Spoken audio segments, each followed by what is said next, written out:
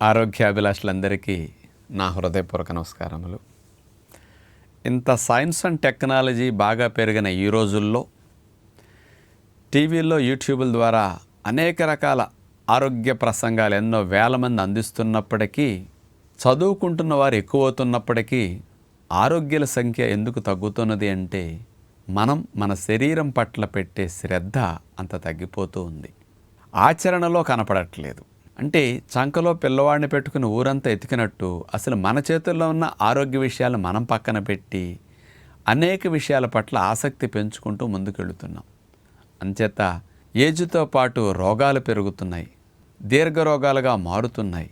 కానీ ఇలాంటి జీవనశైలి సంబంధమైన సమస్యలు అనేకం ఇట్లా వస్తూ ఉన్నాయి.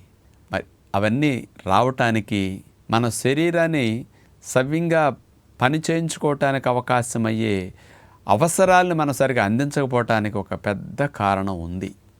అందుచేత సత్యనారాయణ రాజు అంటే చాలామంది బాగా నీళ్లు తాగు బాగా పొయ్యి అంటాడని ఎక్కువ మంది అంటుంటారు.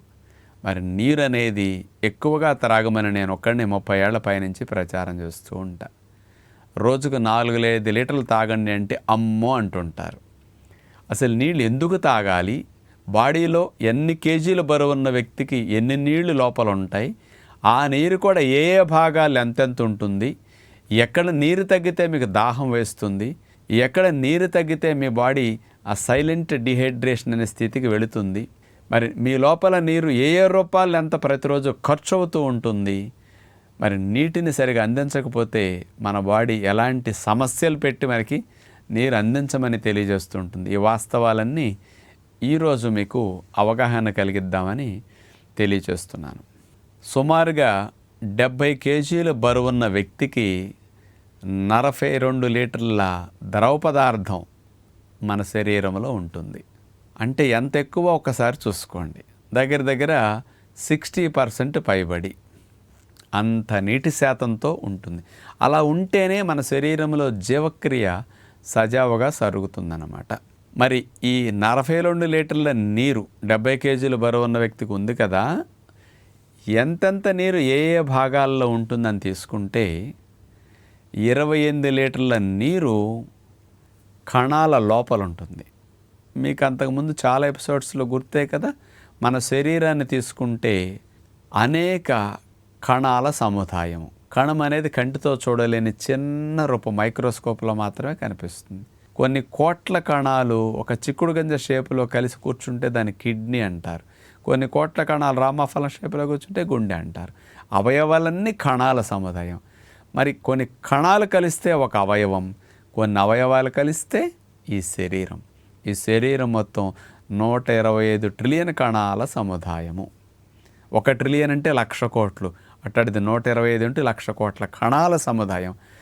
ఆ ప్రతి కణము కంటితో చూడలేని చిన్న రూపంలో ఆ కణము లోపల ఉండే నీరు ఎంతో తెలుసండి, 28 లీటర్ల నీరు మెయిన్గా ఉండేది కణాల లోపలే. అంటే కణము లోపల ఎనర్జీ ప్రొడక్షన్కి, కణము లోపల ఉండే రిలీజ్ అయ్యే వేస్ట్ని బయటికి పంపించడానికి, కణములో జీవక్రియ జరిపే అవయవాలన్నీ ఆ నీటిలో తేలి ఆడటానికి అంత నీరు కావాలన్నమాట.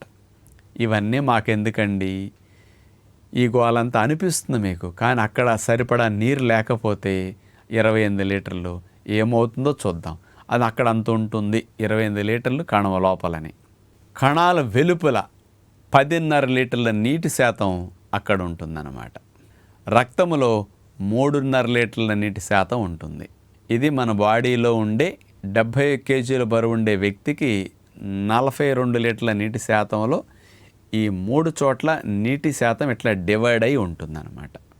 ఇప్పుడు కణము లోపల ఎక్కువ నీటి శాతం ఉంది కదా, 28 లీటర్ల నీటి శాతం బాడీలో ఉండే అన్ని కణాలు అన్నాం కదా.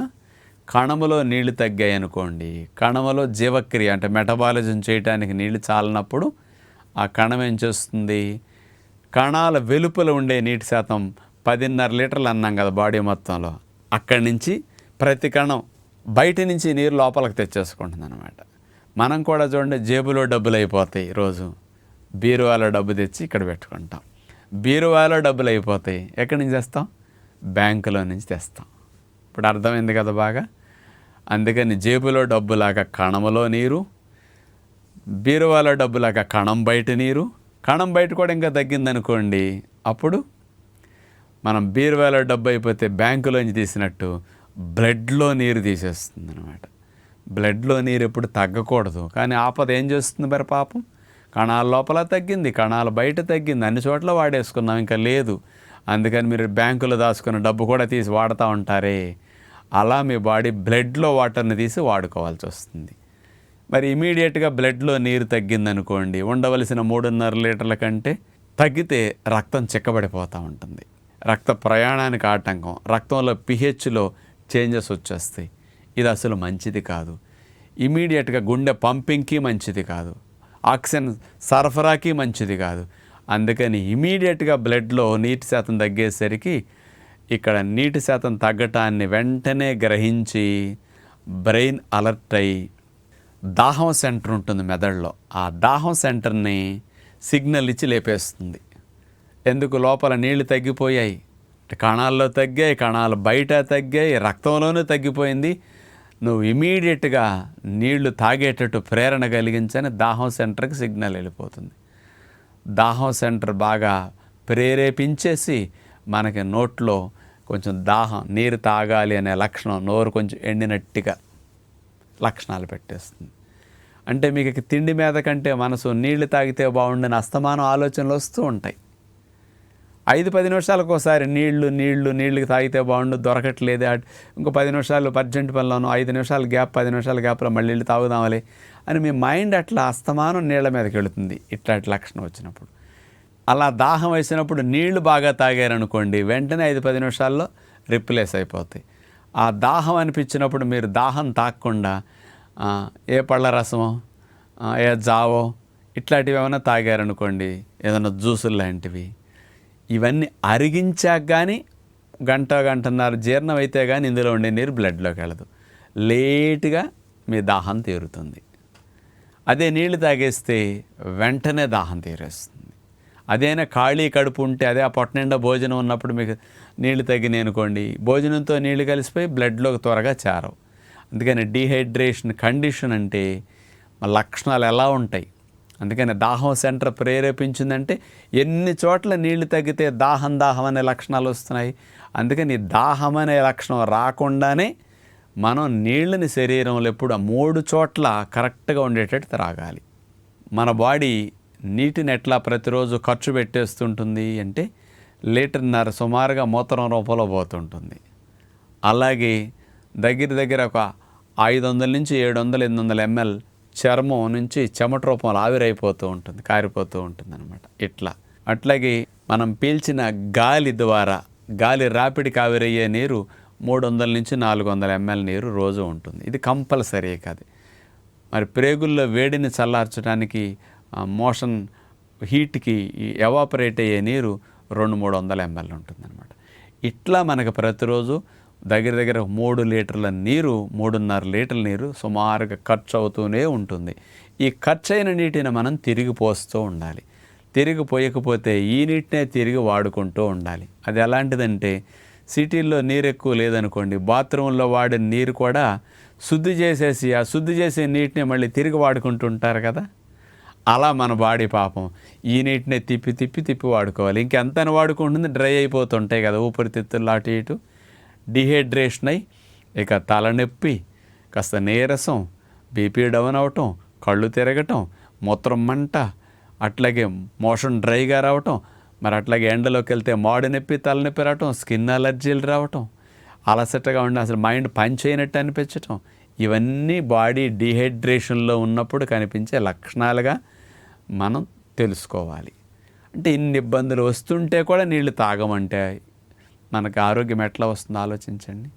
అంచేత మీ బాడీకి దాహం సెంటర్ బాగా స్టిమ్యులేట్ అయ్యి దాహం అని అడిగేదాకా మీరు నీళ్లు తాగకుండా ఎందుకు వెయిట్ చేయాలి? అందుకని మనం చెప్పే పద్ధతిలో కనుక మీరు నీళ్లు తాగితే ఇలాంటి సమస్యలు అసలు రావు. అంచేత నీళ్లు 5 లీటర్లు ఎప్పుడు త్రాగాలి, ఎలా త్రాగాలి అనే టైం టేబుల్ని మంతెన్ అఫీషియల్ ఛానల్లో కానీ, గుడ్ హెల్త్ ఛానల్లో కానీ మీకు ఇట్లా వీడియోస్ కొడితే వచ్చేస్తాయి కదా, అట్లా చూసి మీరు త్రాగండి. ఇన్ని రకాల సమస్యల నుంచి మీ శరీరాన్ని ఇబ్బంది పెట్టకుండా రక్షించుకున్నట్టు అవుతుంది. ఇలాంటి సమస్యలు రాకుండా చేసుకున్నట్లు అవుతుంది. నీరు జీవనాధారం, నీరు ప్రాణాధారం. ఎంత తింటున్నాం అనే దానికంటే ఎన్ని నీళ్లు త్రాగుతున్నాం అనే దాన్ని బట్టి మీ ఆరోగ్యం ఆధారపడి ఉంటుందని గుర్తుపెట్టుకుని బాగా నీళ్లు త్రాగుతారని విజ్ఞప్తి చేస్తూ నమస్కారం.